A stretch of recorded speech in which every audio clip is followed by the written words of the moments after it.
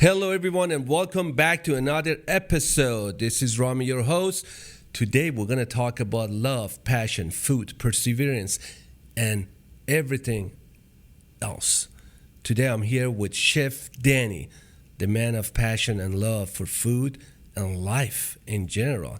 Danny, welcome to the show, my man. Thank you, Rami. Nice to meet you. Thank you for coming, man. Thank you so much for being here. Yeah. But who is Danny? Why you have so much love and passion, not only for food, but for life? Well, I'm fortunate. I'm very fortunate. People say lucky. I like lucky. Luck is great, but I believe luck runs out. Fortune is something that stays. Mm-hmm. And I have been blessed with the opportunity to do what I love since a young age. I've played with food my whole life. I knew what I wanted to do, and I've done it. Since I was young, when I was 8, I was watching TV. My dad would always cook on the grill. My grandmother, she's from the Philippines. My grandfather's from the Netherlands. My other grandma's part Cherokee Indian. So there's always these different types of food experiences. And I found a lot of opportunity to connect with my family around the dinner table. So it's very important for us to sit down and have dinner. There's no TV in the kitchen or no TV in the dining room when we eat, so it was always about family. Yeah, it was always about family, and well, when I was 8, and I think I've told this this story before a couple of times, but Mr. Rogers, welcome Mr. Rogers, God rest his soul. He taught me how to make eggs in the microwave. Right, so it was Mother's Day. I made eggs in the microwave, and I delivered them to my mom. There was more stuff. There was burnt bacon. How old you were at that time? I was 8. 8 years old? 8 years old, and she was asleep. She worked nights at a hospital. She was a respiratory therapist. She was a single mom, and so I'm somebody that likes to take care of people. I have a servant's heart, right? And this is, I think, where I discovered that. Right, so I learned how to make eggs in the microwave. I delivered this breakfast on Mother's Day to my mom in bed after her, her working the night before, and she was sleeping to get ready for the next night. And so I delivered her bread or her food, and the reception that I got from her, she was so happy, like it was the most amazing thing that she'd ever seen in her entire life. And I was like, I did this. I made that happen just by cooking food and taking. How did you feel when you did that and Mom said that? Danny, I really like this. Thank you, baby. How did you feel? I felt amazing. I felt full. You know what I mean? I felt like, wow, I just did that. And then I walked away a little bit taller, and but that moment there, that feeling, that knowledge of the ability to have power stuck with me. Right? That stuck with me, and that struck a chord in my life that has carried me through today. I still feel it. You still feel like, you can do anything you want to do? Yeah, I know I can do anything I want to do. Why is that? Because I believe in the power of me. I'm a religious person. I believe in faith, and I believe that I'm able to, whatever I want to do, if I believe in it enough, I can do it. But, this is a topic that a lot of people are talking about right now. I'm hearing this all the time, that the beliefs. I think we are who we are based on our beliefs. Yeah. What you say. Yeah. Because you profess something, you put something out there, it's going to happen. You know what I mean? If you're like, oh, I'm going to be sick, you're going to get sick. Yeah, but the question is, sometimes people, they say that. I'm sure you heard that. Hey, I want to be a millionaire. But it's not going to happen until, number one, you believe it and take action. You took action. Yeah. You believed and you took action. But I see it. You got to see it. You got to visualize it. I like to play golf, right? Not great golf, but I like to play golf. I love golf. I played golf my whole life. I didn't know that. You're a golf player? I've been playing golf since I was 12. Actually, You're I'll be playing golf. Many talents. I'll be playing golf at PGA West, the stadium course, on Tuesday next week. Very excited about that. But one thing that I do when I play golf, and it's part of my routine, is for my drive, I look at the hole, I visualize my shot, I know that I'm going to hit it, I step up to the tee box, and I crush it. And that's pretty much my best my best part of my golf game is my drive. Drive for show, putt for dough. So I don't visualize the putts. I visualize the drive. And what drives you in life? I know we talk about, your beliefs and everything. What really drives Danny? Like when you get up in the morning, is it the helping other people, creating your art, which is the food, and helping people to understand that the food is just not the food. I think the food is just a love. That's a vehicle. Is a vehicle, is a love, Yeah. but in different languages, which is different culture. Food is how I show love. I think that's your love language. It is. Food is my love language. Is making people happy. Okay. Right. And I think for me, it's and the words of food is a affirmation. vehicle. Food is my vehicle. Food is what I like. It's my medium. You know what I mean? I'm a culinary artist, right? But I think the biggest thing that I feel and that I feel strongly about is creating influence. Right? Influence. I'm an entrepreneur. I've worked my entire life in restaurants. I got my first restaurant job when I was 15. Started out as dishwasher. Amen. I started my career as a dishwasher. I started out as dishwasher. And actually, funny story.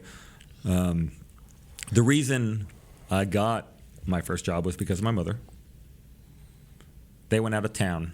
I was in the 7th grade. They went out of town, and or maybe the 8th grade. Well, I had some friends come over. They let me stay home alone, and I probably shouldn't be telling you this, but me and my friends smoked pot. Everybody does these days, man. It's almost legal everywhere. Yeah. But anyhow, we did. We smoked the devil's lettuce. We were in either 7th or 8th grade. I was 14 years old. 14 years old. And almost 15. Well, I got caught. Right? I got caught by, so my brother came in, and he was staying at his friend's house, and he saw the weed. Right? We tried to cover it up. We ran over, tried to cover it up. Did not succeed in the hiding of it. So then he went back to his friend's house and told his friend's dad that we were doing this because he was worried that it was going to hurt us because he didn't know. He was 10 or something. So he went back and told them. So then that guy, the dad, he was a cop. He was a police officer. So we're now at the point we're sitting at the kitchen table and we're trying to put Visine in each other's eyes, laughing our butts off. And there's a knock at the door, and I look over, and it's him. And I know him. His name's Steve. And so Steve comes in, and he takes his shoes off. And I'm like, why are you taking your shoes off, Steve? And he's like, what are y'all smoking? And I was like, cigarettes? And I tried to play the whole game. Anyways, he took all the friends home, told all the parents, and then I had to stay the rest of my 2 weeks home alone, my vacation from everything, with them. So now I had to go and stay at the house. But anyways, when my mom got back, she didn't kill me because I'm still here. You see that. But what she did say is she's like, if you're old enough to smoke weed, well, then you're old enough to get a job. So amen. I went and got a job at a restaurant where everybody smoked weed. And anyways, I fell in love with the restaurants, and I worked my entire career. You picked the hardest industry. I've been there. I own the restaurant. I work in the restaurant. I consulted with the restaurant, but one of the things that restaurateurs or entrepreneurs don't understand, that's the really hard work, and is dedication. It's all about dedication. Complete dedication. The thing about restaurants is, especially busy restaurants, is they don't stop. You know what I mean? If the kitchen goes down in the middle of a rush, nobody cares. They want their food. So the show must go on. Now, me, I'm the kind of person who thrives on chaos. I don't know why. Are you good under stress? Very good under stress. So when I was young, so I had worked in restaurants, 15, 16, 17. When I was 18, I started waiting tables because I wanted to see what that was like. In the front of the house. In the front of the house. And then I ended up bartending. And during the waiting tables and the bartending time, I went to college and I got my degree in entrepreneurship and strategic management at University of North Texas. Also, my parents, they owned a business selling fine line electronics. Very, very boring stuff. But all of these electronics that you see in here, they sold little tiny pieces that went inside of them, or the cords, or any of the stuff. And so when I went up to Dallas, I had grown up answering the phones in the company. So I learned a little bit of professionalism in that. So when I went up to Dallas, they asked me if I wanted to be the Dallas office. So I was like, yeah. So I got some suits. I got a new car. I went up there and got my first apartment by myself. And I was going to be, the Dallas representation of their company. Going into like TI or going into Dell or going into these places as a 19-year-old young man dressed in a suit, trying to talk to engineers and talk them into buying these electric pieces that I really had. I had an idea. I knew one of them was a crystal, and inside the crystal, it had a tiny little sliver of quartz crystal that when you pump a frequency through it, it'll vibrate at a certain frequency, right? Yeah. And then that vibration can catch another vibration, which can make them talk. It sounds kind of technical, but I really didn't know anything about it. And it wasn't my passion. My passion was cooking. So what I'd do is I'd do that, and then I'd cook a lot of food. And I kind of stopped doing that and just kind of kept the job and had the money, but all I did was eat and, cook and throw parties, right? So we found out real quick that job wasn't for me, so I stopped doing that job. And this is, I think, I'm so happy you mentioned that. This is, I think, something people don't understand, that money is not an issue sometimes. Is what you do is important, what you love. And sometimes we kind of cheated ourselves because we are humans that get, shiny objects, or we said, oh, it's money. Chase the money. Chase the money. Yeah. And then when you go in it and you make money, and then you step back and say, is this really what I want to do? No. And then you said, oh, no. Like you said, I'm making money. I got my apartment. I got this, but my passion, my heart is not there. I mean, I could have made a ton of money. Now, I did watch, I was around whenever, like, dial-up, right? I had a dial-up. I watched all that. But I also watched the idea of e-commerce grow into something that changed the world. And eventually, Amazon or Tiger Direct or whatever took over that sect of business. So the traveling salesman was really no longer needed. You could find all the engineering specs. You could find everything you want online. Why do you need a salesman? So I'm glad that I got out of that and chased my passion of cooking. So what I did was I graduated from college and I sold everything I had, except for two of everything. And my plan was to move back to Austin, save a little bit of money, and then enroll in the Culinary Institute of America and go to Hyde Park, New York to go to CIA. Well, I got a girlfriend, got her pregnant, and ended up going to culinary school in Austin. Life changed. Life changed, I got 2 beautiful children from it. And but I ended up going to school in culinary school in Austin. So I went to culinary school at the Culinary Academy of Austin, which is now the Escoffier Institute. And people ask me a lot, like, what do you think of culinary school? And I believe that, like many things, it's what you put into it. You know what I mean? So I feel like I got a great education, and it armed me for what I've been able to do. And but my question is, based on your profession, and you're a professional chef right now, is it good for people that have actually some experience prior to the culinary school, or just, no, I want to be a chef, let's go join, and they don't know what it's cooking? Being a chef is hard, right? And when I enrolled in culinary school, what they told me, like, the first day of school was, welcome to the welcome to the career path that has the second highest rate of alcoholism and divorce behind the police and firemen. Yeah, right. You know what I mean? Because you were, like, when my friends were partying, when my friends were hanging out, when everybody was doing all the stuff, guess what I was doing? Cooking. I was working. So I missed everything. You know what I mean? I missed birthdays, I missed graduations, I missed all Been of that there, stuff. done that, brother. So it's a sacrifice, right? It's a sacrifice, but it's a sacrifice for passion. My passion is in creating impact, cooking, making people happy. And I can do that all through food. And now I have the most amazing platform to do it from, And we'll talk about that in a little bit.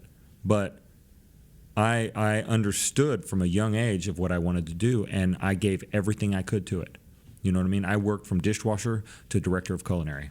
I worked in every True Luxe in the state of Texas. Trulux is a restaurant group that does steak and seafood. It's a fantastic restaurant. Very famous, yeah. And what was good for me in that place was I was able to, like I said, work at every location in Texas. So I was constantly moving around. And I'm the type of person that likes variety. I don't like to sit still. We talked about like chaos, right? The thing that I told myself in culinary school was, I'm going to learn how to take all of the stresses from all the different directions. You got servers, you got dishwashers, you got line cooks, you got managers, you got people coming in the front door, you got the ticket machine going, you got the radio going, you got the sound of oil, you got maybe some smell of burning stuff that you forgot about something, you got timers, you got all this noise and all of these things going on at the same time. And I told myself at a young age, I'm going to figure out how to turn that all into fuel. Right? So take all that stress and turn it into fuel. And now I'm into understanding at a deep level the idea of flow state, right? And that to me was my flow state, was when I was on the line and all that stuff was going. I felt like I could bend time and slow time down to be able to achieve maximum effectiveness. I have a friend. He said the best project managers can be people that work in the kitchen as a cooks or chefs, because project management is nothing more than what you said. Like in managing the projects under the chaos and the stress and meeting the deadlines, which is the food is going to go get out, and the food is going to go out. It's going to be hot on the window, and the runner is going to run it. Mm-hmm. And how you visualize it, how you process that in your mind, that I work in the kitchen and it's very hard, it's very difficult to say, okay, this is going to be a starting and this is going to be finishing. How you process that to send things out, like the process of that. It's crazy. Okay, so when I worked at another restaurant called Moonshine Patio Bar and Grill, fantastic restaurant as well. Great restaurant group, always busy. They don't take reservations, so you never know how many people you're going to have. So 1 minute could be like quiet, the next minute you could have 100 tickets in the window. And when those 100 tickets are in the window, it's probably because the whole restaurant got sat, every server went around and got all of their orders before they plugged all the tickets in, and they all went to the computer at the same time. So then every ticket has like 13 seconds between it. You know what I mean? So you have 100 tickets rang in between 15 minutes, and then everybody's got to get their food within 15 minutes. You know what I mean? So, that's chaos. And then also every ticket is the end of a job. And then you start the next ticket, and the next ticket, and the next ticket, and the next ticket, and the ticket for ticket for ticket, And in order to get that out, quarterback that, like you said, to be able to, and then close the door on that and then move to the next one. It's not easy. It's a challenge, but I was very good at it, and I like it. I love that feeling. Well, you work with a team, of course. Of course, a beautiful team. Okay, let's talk about if your team are not par or to go with your system, because the chef makes the system. And then if the timing, like the pasta guy, dump the pasta, pass it to the pan pass it to, all that is stuff. If you don't have a system and process, it's going to fail. You know it, I know it. How important it is for people, they're in the restaurant or even their career as an entrepreneur, to have process and system in place. It's huge. Okay, so the word or the phrase mise en place means everything in place. It's the chef's credo, right? So if I come into my station, I'm going to know where my ketchup is, I'm going to know where my salt and pepper is, I'm going to know where my tongs are, I'm going to know where everything is, and they're always in the same place every single time. And if somebody comes over and like changes it around, that would drive you crazy. It would drive me nuts, because seconds are precious moments. You know what I mean? Every second counts. And like if you take 17 seconds extra on this ticket, then for the rest of the night, everybody feels that 17 seconds, unless you can make up for it. It's a ripple effect. It's total ripple effect, And so like processes and all of that stuff for the pasta guy or the fry guy or whatever, somebody taught me a long time ago that you hire smart, you train hard, and you manage easy. You know what I mean? Explain that. So also, you don't hire for necessity, you hire for fit. Right?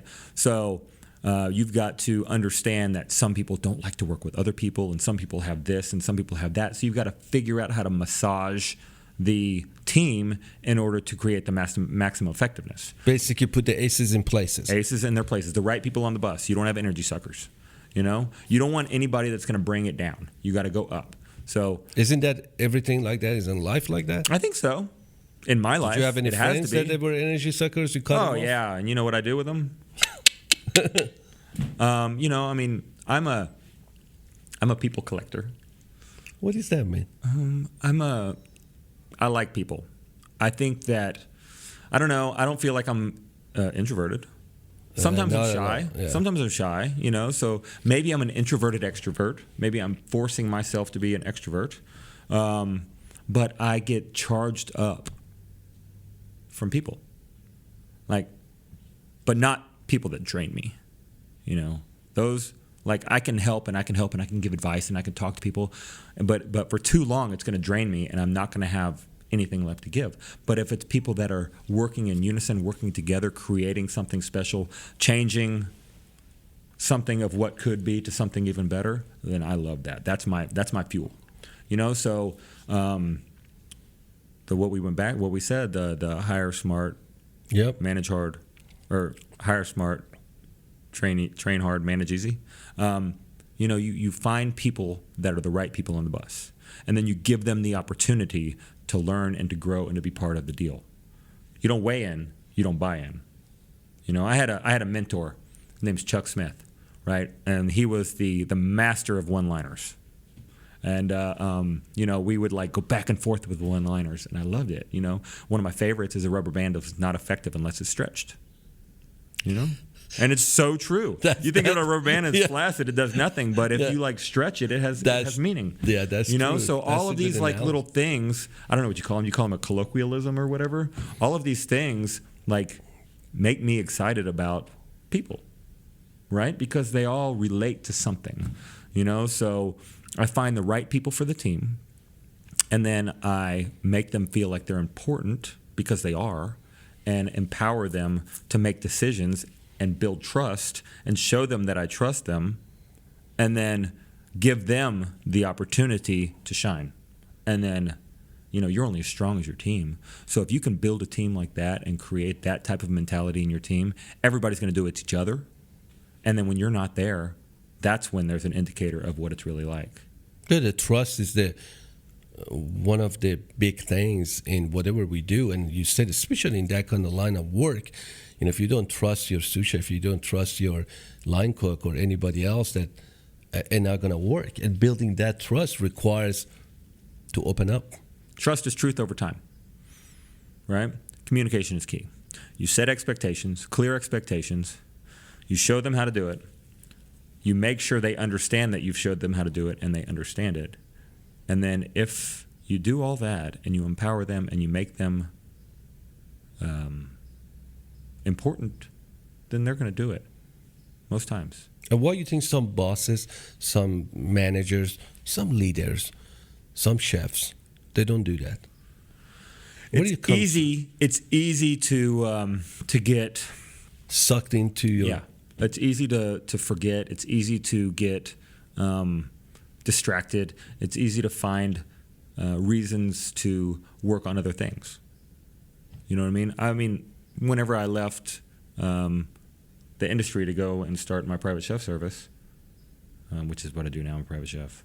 Yeah, we're going to talk about that. That's very interesting. When I did that, I didn't know what I was going to do. I was at the end of, I had made it to as high as I could have made it where I was at. And I could have stayed there and I could continued on doing what I was doing as that, and that would have been it. Basically, you had a job. Or I could go and be me. And I got given the opportunity to make that choice. And I chose to be me. How hard was that transition for you? Well, it was scary, man. I mean, I had no idea what I was going to do. I really didn't. So, I was trained by the places that I've worked. I've worked at some great restaurants. I probably worked at, with all the different kitchens and the different restaurants I've worked at, I've probably worked at 15 different restaurants, right? And each one of them had their own specialness, and each of them one is unique. And I'm the kind of person that's going to take the good and the bad. And I'm going to know how to act, and I'm going to know not how to act. And I'm going to learn, because that's what I want. I want to be the best version that I can be. I want to be a boss, And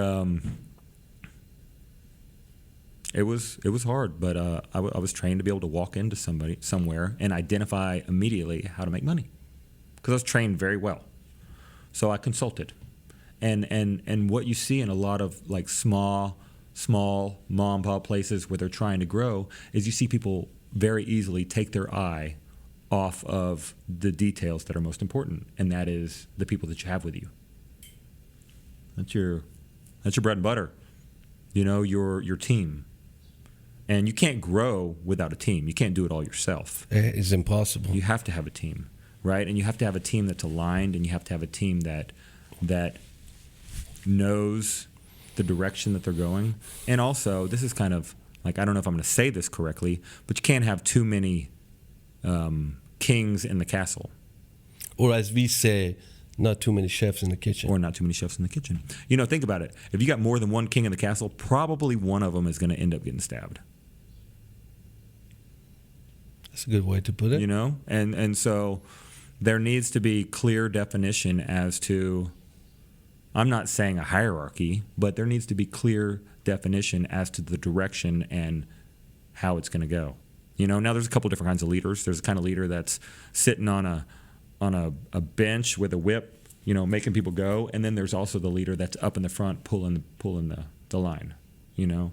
And that's the kind of leader that I when believe when you start going to a restaurant as a consulting, what was the biggest things that you saw that these people, they didn't see it or they didn't want to see it? Lack of attention to detail, mainly. I mean, you know. That was the main thing? Like, okay, think about it.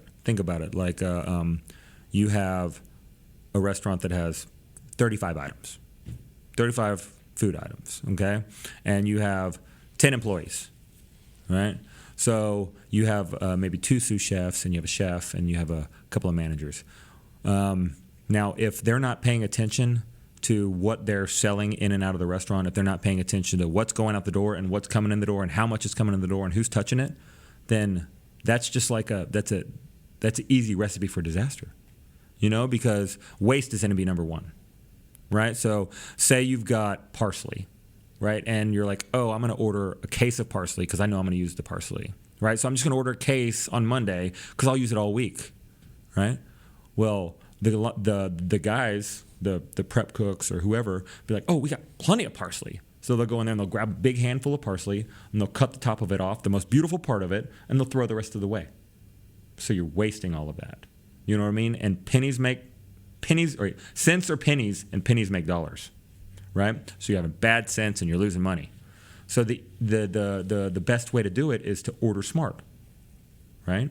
You order smart. So you got to pay attention to the detail. The devil is in the details, you know?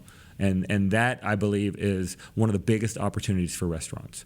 They have a menu where they have these different items on there, and maybe 80% of them are awesome. Maybe 20% of them are, you know what I mean? Why do you have the on there? Yeah, I had to, during my time that I was consulting with the restaurants, and then one thing I would do, I would go to their POS system, and then just kind of audit it, premix. Yeah, and then premix, and then just comparing or against what is in menu and what has been ordered and what they ordered.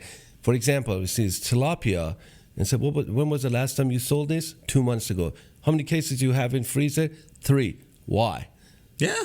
And then that's I sitting on money. And sitting on money. And this, most of the restaurant owners, they don't understand, as you said, is attention to details and know your numbers, because food costs and labor costs is going to kill you. Every single time. Every single time. You know what I mean? Like when I was at, I've run a lot of food costs, right? And working at the steak and seafood house, I went from the most expensive items. I mean, it's ridiculous. I mean, some of the like I started at a location that did, I'm not going to say all the numbers and everything, but did like lower than all the other stores' sales. You know what I mean? So that was, and whenever I went there to be executive chef, I came in after a chef was invited to go be successful somewhere else. It's a nice way to put it. And like I basically like the tilapia thing. You know what I mean? I go in the freezer and there's tons of stuff in there. And like there was a 30-pound side of tuna in there. Whoa. And I was like, I can't use this. You know what I mean? So like that all had to go to waste. And that going to waste, is like, yeah, you paid whatever a pound for it, right? But you sell it for 3 times the amount of what you paid for it. So really you're losing all of that opportunity cost. You know what I mean? And then, another thing, waste that I'm very passionate about is ruining food. You know what I mean? Or wasting something that could have been great. Like if you overcook a steak, or if you burn something, or if you drop it on the floor, or any of that type of stuff. That life, that whatever that was a being, right? It was something that had come through life to get to the point of where it was at. Hopefully it was good. And then there was also a person, a farmer, a rancher, somebody who spent their time and energy into creating that, and then you get it and drop it on the floor. That's terrible. That's the difference between American culinary school, or in general, how the people cook in America rather than Europe. Like over there, I remember that we were talking, they exactly use what they need. Yeah. And it's the portions are smaller, and they go get the fresh stuff. This is amazing. It's really. I mean, it's challenging, because for my senior year in college, I went to studies abroad. I went Dublin, Paris, Munich, Austria, Prague. Wow. Very cool, right? And I did business policy and international management. Right, so I got some case studies where we got to see the difference between the United States and Europe, and one of them was service, and here servers work for $2.13 an hour, and they get tips, right? Over there, everybody gets paid a wage. Now in the United States, there's people who have gone to the no tipping and just gone to the wages, and yep. I think it's awesome. It's interesting, I don't know how it's going to work out, but I remember the difference of that whenever I was studying that, and you could see the service staff over there didn't feel like they had to jump at the whim of every single person because they weren't working for tips; they were getting a wage. Was it better? It was different. It was different. Like if I wanted a drink, I'd be like, "Hey, bartender," and he'd be like, "Let me finish my conversation first." Wow. You know what I mean? Whereas here, you'd be like, all right, well, you're not going to tip. Yeah, because I went to Germany like 6-7 months ago, and I kind of experienced that. We were sitting in the beautiful, like, outside view restaurant. Man, it was hard to get the server to come and talk to us. And I think for people like us, go over there from United States, it's very hard to digest. I kind of got mad. I said, what's going on? Yeah, but you're used to a quicker pace of life here. Yeah. America, everything's now. And then in Europe, everybody's like, "Hey, relax, chill, so relax and chill." And then and then she came, took our order, took a long time to bring our order, and I said, "No, other people are okay with it. Other tables, they're not complaining." I think that's the slower pace of life. That's the culture. Yeah, and I believe that is through the way we've done things differently over here. How about the food? Let's talk about the portions. Have you seen the show Super Size Me? Yeah. And that's what it is. It's indulgence. It's indulgence. Like one of the most famous dishes in Texas is chicken fried steak. Yeah. Right? Chicken fried steak is very serious. Now they do Texas Monthly did a. You put that in front of the European people, they're gonna say, "What? What is this?" You know what I mean? And there's this place. It's a magical place, right? And it's west of Fort Worth, right? It's called Strawn, Texas, and there's a place there called Mary's, and Mary's has the best chicken fried steak I've ever had in my entire life. Really? It's amazing. And we've made a drive there a couple of times, and it's like a 4-hour drive. Yeah, it's not close. No, it's not close at all. You know what I mean? And then you eat the chicken fried steak and you drive back, right? It's crazy. I know it sounds ridiculous, but it's a whole plate this big of chicken fried steak. Who needs to eat that? Wow. Or the quadruple burger at my God. Jack in the Box but who needs to eat that? But as Americans, we want to indulge, and my kid is like, "Dad, I ate a whole Big Mac." I'm like, "Why are you eating a Big Mac?"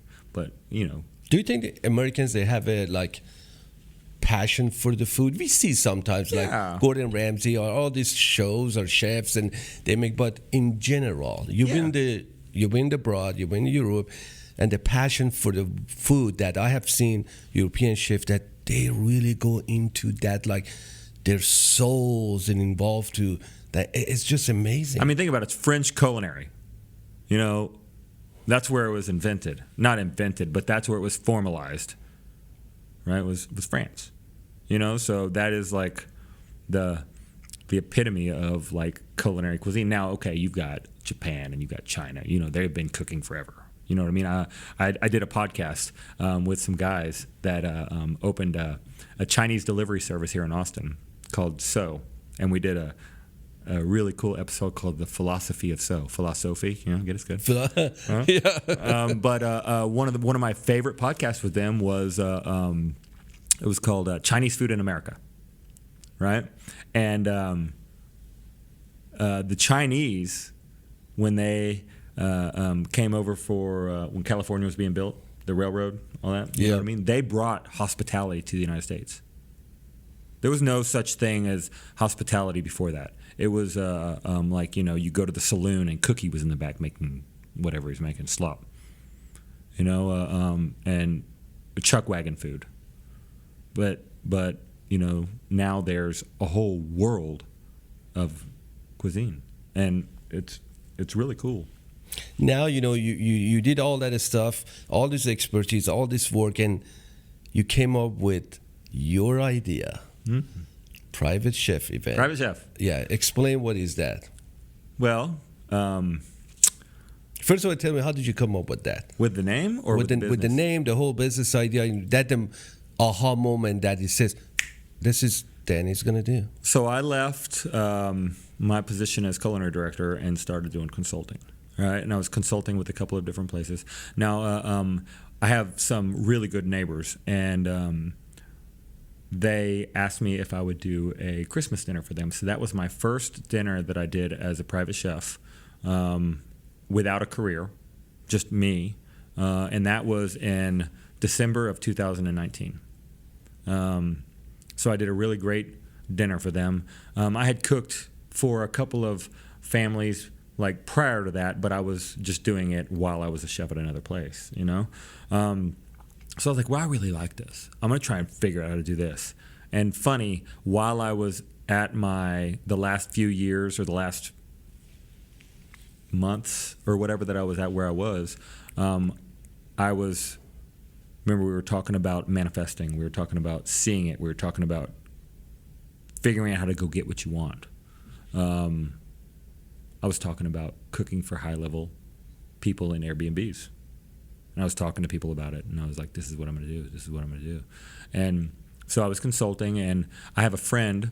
His name is Chef Christian Apetz, and he was the chef at the Driscoll. And at the time, I was interviewing for his position at the Driscoll. I went through that twice, and I'm glad that I got to do that, and I'm also glad that I didn't do it. Because I wouldn't have been able to do what I do now. But he connected me with a group. They're called Above. They're a luxury concierge service, and they've got a bunch of homes in Austin. And they had groups coming to these homes, and they needed some chef help. So he connected me with her, and I got to start doing dinners with them. And so it was during the beginning of the pandemic. Oh, wow. Middle of... Right?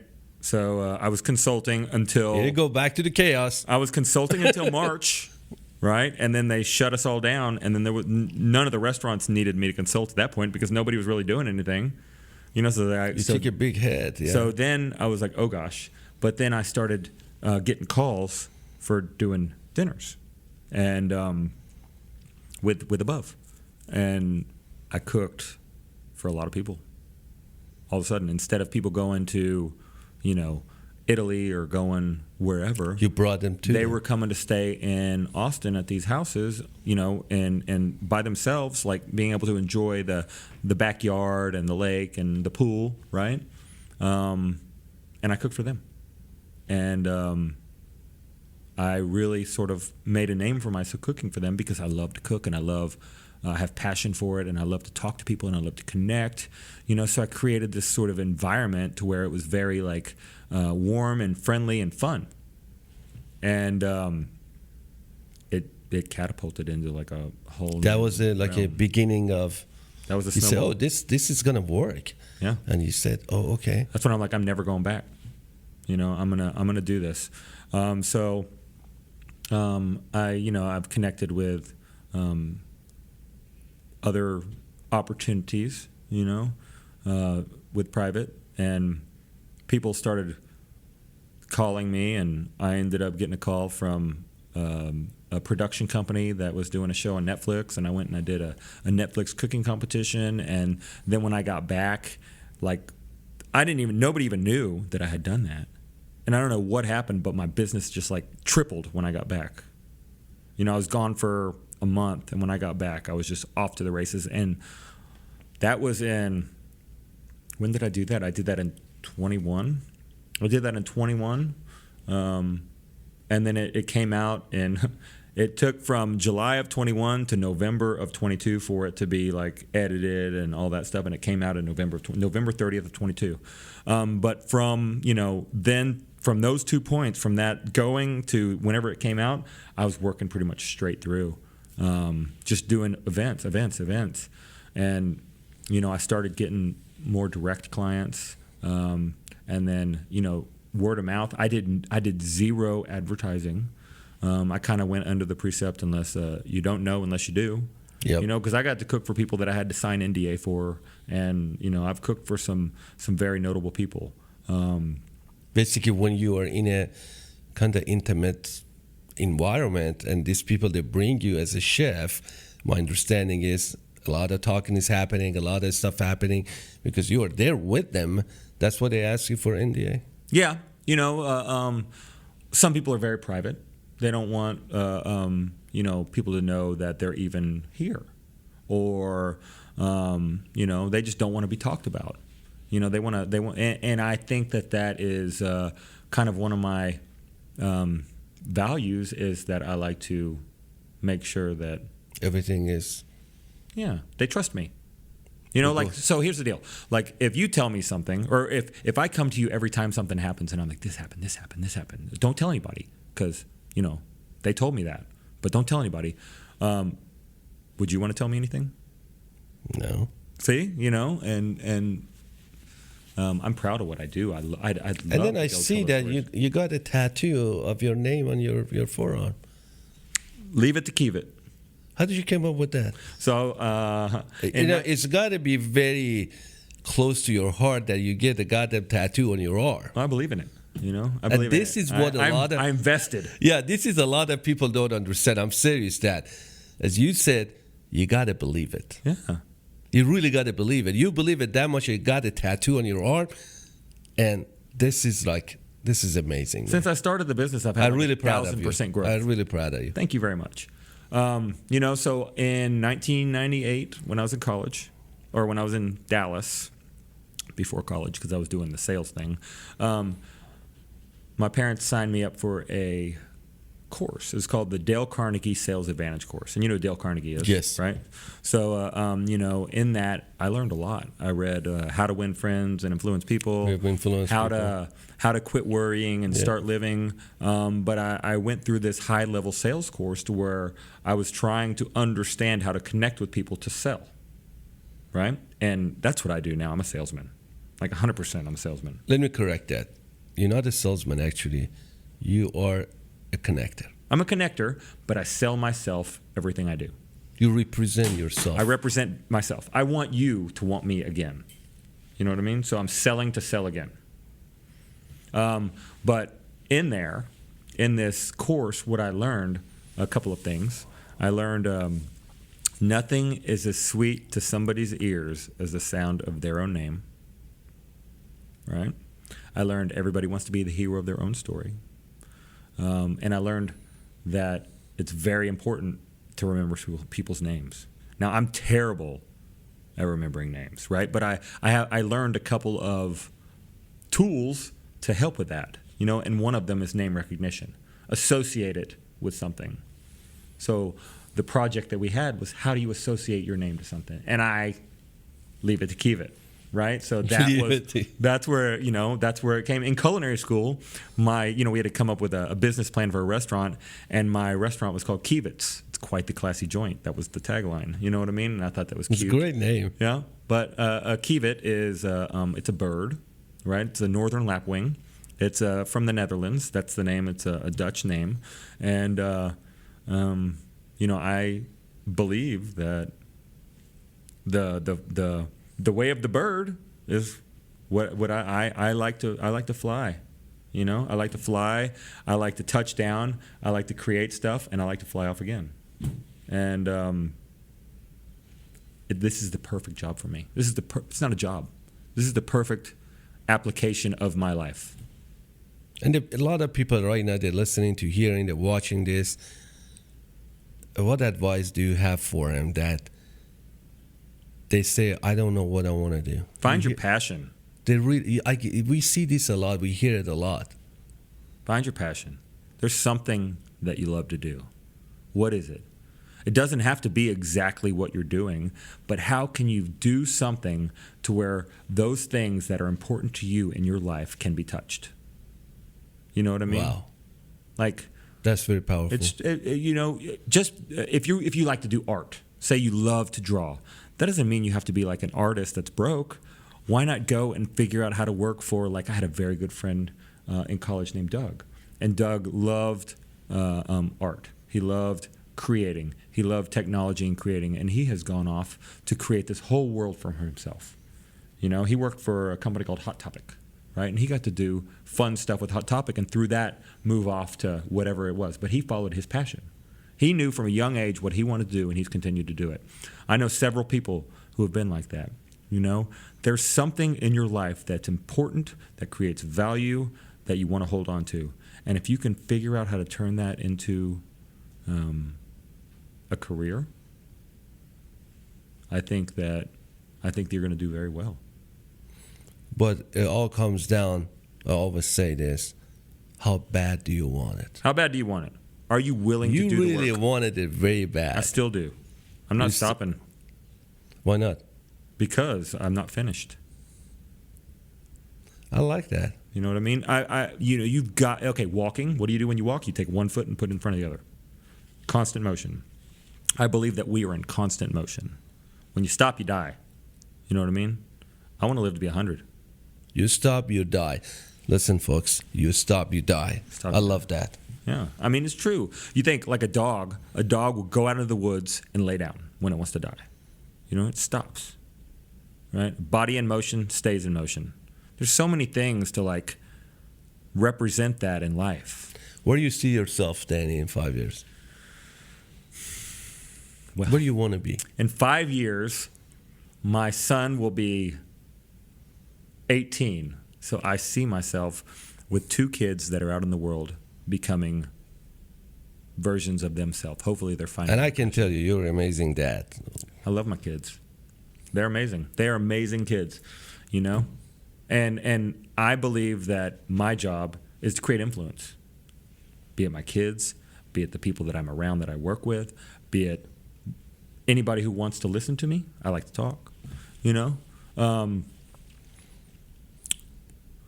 In 5 years, I want to be on a platform where I'm creating more influence and helping other chefs achieve their dreams. Wow. And I'm positive you can do that. No, I can't. I have a plan. You have a plan. I have a plan. I have a map. You have a map. That's very important because a lot of people miss that. You got to have a map. You got to have a road. If you are in the ocean, which way you're going to go? You got to see the lighthouse. You got to find the lighthouse. Ralph Waldo Emerson. Yep, I love that. He says, and I may butcher the quote, but he says, don't go where there's a path. Find a trail and blaze a path of your own. Wow. And that's what I want to do. And that's kind of what I've always wanted to do. I've never been a great employee.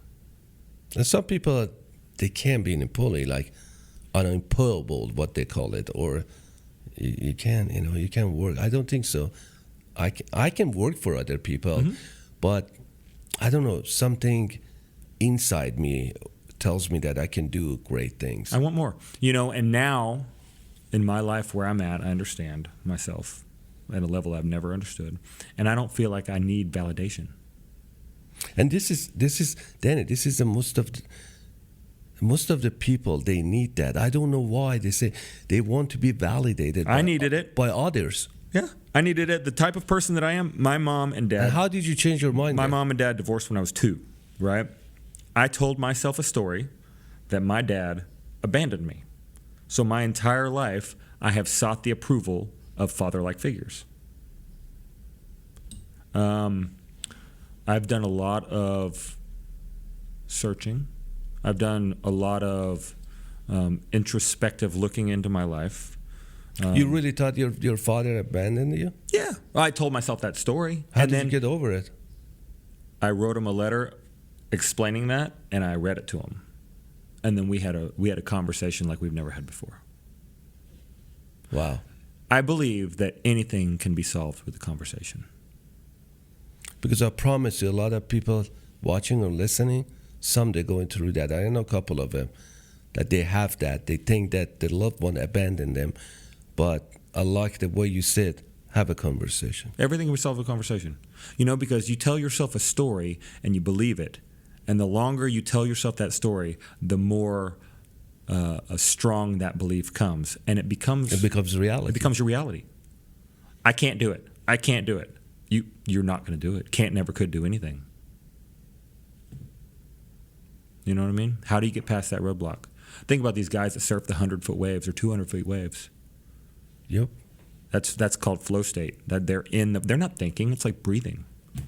Like when I was on the line with all of the stuff going on, the tickets going, the freaking the people running by, the people yelling, the burners going, the pots clanging. You just zoom. I'm just like, zoom. That's where it's at. That's flow what state. isn't it that with life? That there's a lot of chaos is happening. Rather than thinking and dwelling on the past and the chaos, you're just gonna zoom into where you go, who you want to be. Be a time bender. That's when time slows down, where you can be the absolute most effective.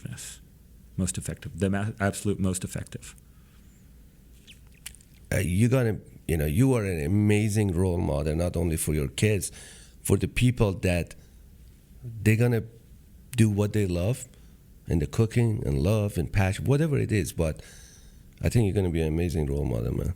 Well, I appreciate that, and I also really appreciate the opportunity to sit here and tell my story and how I really feel about things. I really love my conversation. We can talk days for this, and we're gonna continue this conversation offline. But you're an amazing person, man. Well, thank you, and you're an amazing person as well. Yeah, I didn't know until we start talking about this. So we got a lot in common. And just tell me at the end how people they can find you, how they can hire you, and what would you give it to them? Well, my goal, people ask me all the time, like, what's your favorite thing to cook? Yeah. And I really have a lot of trouble answering that question because I like to cook everything, but what I really like to do is I like to create an experience. I like to leave impact. I believe that food is a connection to a memory. You can eat something or smell something, and it can remind you of a memory from your grandmother when you were a child. Or it can formulate a memory that you'll remember for the rest of your life. So to me, that's my vehicle for impact, and is to be able to connect with people. So it doesn't matter what I'm cooking. I like to cook. I like to connect with people. I like to have people connect together. So I like to create experiences. And the way that I'm accessible is Leave It Kievit. Kievit. It's my website, my Instagram, my Facebook, my Linktree. If you go to my Linktree, Leave It Kievit, you can see everything that I have. You can listen to my podcast. I was on a podcast for Austin All Day Culinary Tales podcast. And now we're going to put all the this podcast. Yep.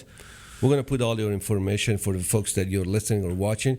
We're going to put all Danny's information, in the comment section and, for the description of this podcast. Go and check it out. He's not only an amazing chef, but he's got a heart. And that's the most important thing in life. Danny, thank you so much for being here. Can we shake hands?